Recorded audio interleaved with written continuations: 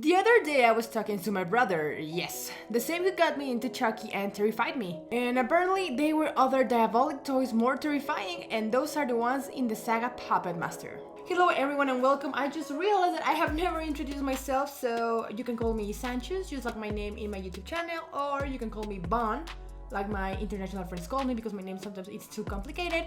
You can also call me Choose, that is short from Sanchez. And yeah, you choose basically.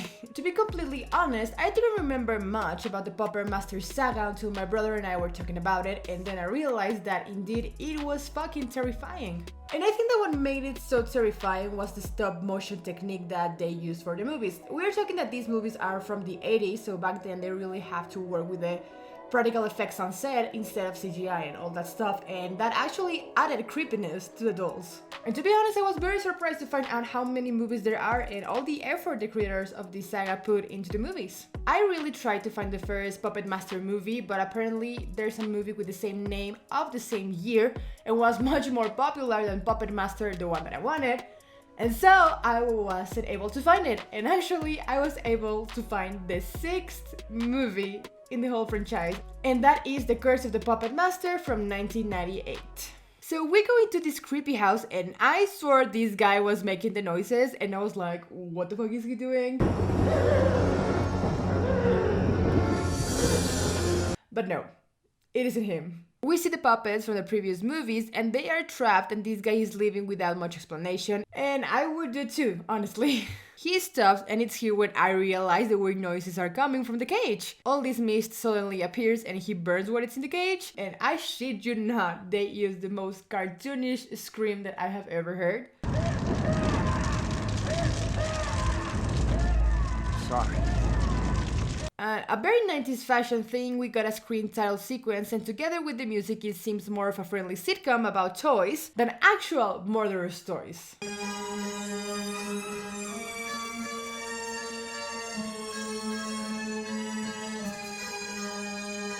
We then jump to this father-daughter interaction bragging about going to college, and when he asks what they are teaching her, she says like the usual, and he's so proud of that. We really do not get much information in this scene other than there was a guy named Matt that he left. And we jump to this bunch of hunks who just like to make casual stops to bully others, and you just gotta love these old horror movies. The guy's name is Tank, by the way, that's his name. But hey, college girl comes to the rescue and her father literally squares up to these assholes. And this guy suddenly appears as if he had always been there and he hadn't heard a fucking thing. This girl, because I still have no idea what's her name, and apparently Tank is like a prodigy at carving wood, and our not so cheap white trash grandpa seems impressed. And thankfully, Tank is just a nickname and his real name is Robert. Oh, and she's Jane! We finally have a name! Dr. here offers Robert the job carving wood for him, and they immediately take him just to show him their collection of alive puppets, and they are all happy and dandy with them. One has knives for hands, and Robert is just like, he has no questions about it. He's like, okay, this is life, and goes for dinner with them. I would have so many questions, but I guess Robert is too hungry for that. They go on about these puppets being gentle creatures, and I would just be freaked. I would be out of the door like, thank you, mister, have fun with your sponge of Satan, I am going. But you know, Jane is hot, and the puppets are better than this guy at the gas station, I guess. They then had like a showcase, and the policemen are bigger assholes than the assholes. They ask for his old assistants that run away, and no one has seen him. And this little guy in the back, I don't know what his problem or what he's trying to do. If anything, it looks like he's rubbing his shrimp into the other guy, and that's fucking disgusting. I am sure that's not consensual, sir. The bottom line is that the police suspects the professor murdered his old assistant, who was a young boy too. So Jane has a close relationship with this guy, like he groans and she understands what he means.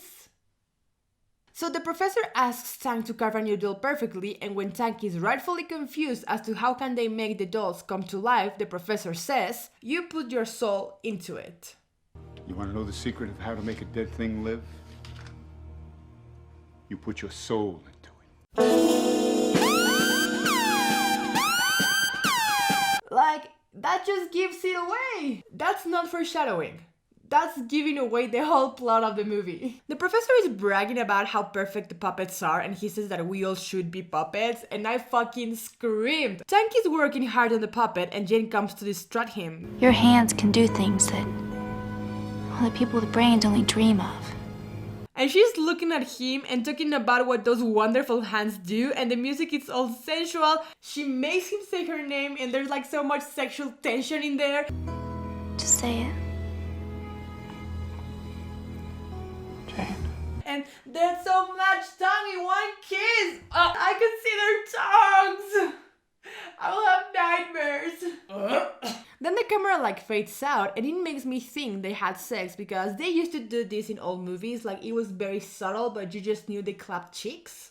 And yep, they did. But no, this was just a nightmare and they just kissed. These two are out and about in the woods and I wonder how many overalls does Tank has. The douchebags makes a comeback and the thing starts going in a very sexual assault fashion and Tank defends his girl, but he almost commits murder, so he runs away.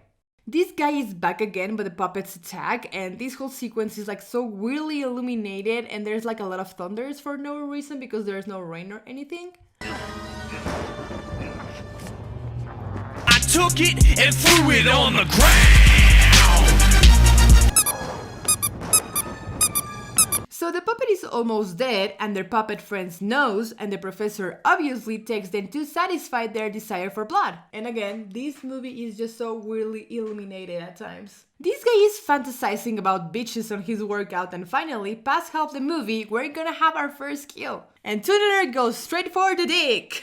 Then we jump into these lovebirds and she just appreciates more the doll than him basically, but it's okay, Tuner wasn't the only one who got some drilling that night. I mean, Tank fixed the doll that was broken, so I guess she got horny. You know, that happens, I guess. Like, I wouldn't know about it. Our boy is making his way out of the room at the same time, very sleek. She explains this to her dad. His hands can do miracles. Of course you know that! Then she suddenly drops the fact that she loves him and Mr. Father isn't too happy about it. I mean, he wants to turn Tank into a doll, so I'm guessing he really doesn't want his daughter to fall in love with the guy he will sacrifice.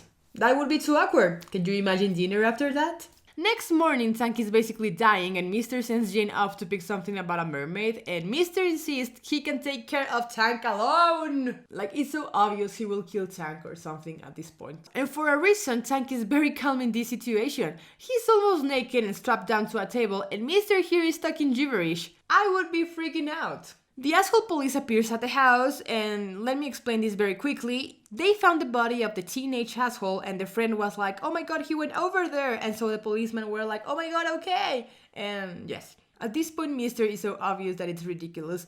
That's me avoiding my mom after coming home drunk when she warned me not to drink. The Dr. Mister sends his army of puppets to the kill, and this little hook made me laugh. And again, all of them look ridiculous until we'll get to fucking Tunneler because he's actually terrifying. This guy is on the floor as if he doesn't have a gun. Like, that's why he gets bitch slapped and his dad is so stupid. Like, the first guy got his dick demolished, so you would understand like he couldn't do much because of the pain. But here the sheriff is just stupid and the acting is horrible. Jane discovered his dad was lying about the mermaid and the fucking voice in the phone is one big fucking joke. Hello, Mr. Burke? Yeah, Miss McGrew. Yeah, I was just talking to this man. I don't know nothing about no mermaid. I ain't talked to your daddy in around 6 months. And I was like, oh my god, she's going to the house, finally! But no, she's going to the forest, I don't know why. And she knows exactly where to go.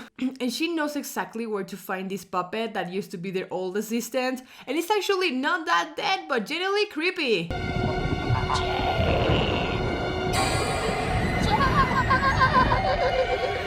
That was the creepiest part of the movie. And out of nowhere this happens.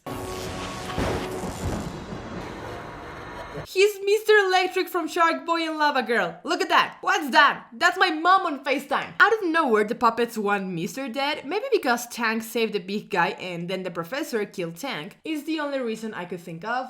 I do not speak puppet. And Tunneler goes for his dick as well. That's called a king, Mr. Tunneler. Jane arrives, watches his father on the floor covered in wounds, and she asks what did he do. Then, now Puppet Tank throws thunder and kills the mister. Jane does not do anything, like pushing him off the table or anything, and the end. Like, I am not kidding. That's how the movie ends.